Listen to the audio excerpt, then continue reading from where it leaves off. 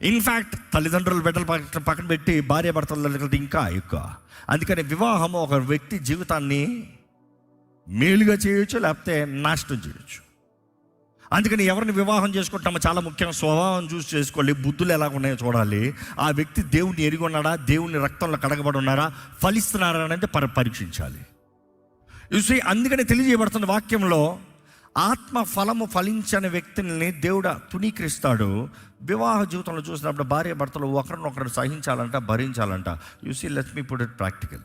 ఒకరు ప్రేమలో ఉన్నప్పుడు ఆ వ్యక్తి ఎంత బాధపరిచినానో భరిస్తాం, సహిస్తాం. ఇందుకు ప్రేమను బట్టి.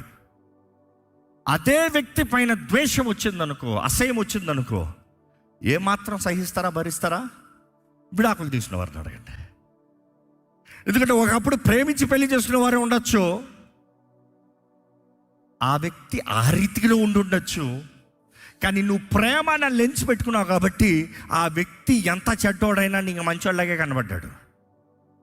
కానీ ఎప్పుడైతే ఆ ప్రేమ అన్న లెన్స్ తీసి పక్కన పెట్టావో, ఈ వ్యక్తి ఎంత మంచి చేసినా కూడా చెడ్డగానే కనబడుతుంది. నువ్వు ప్రేమించిన రోజు నుండి అదే రీతిగా మాట్లాడి ఉండొచ్చు, ఈరోజు వేరేలాగా అర్థమవుతుంది.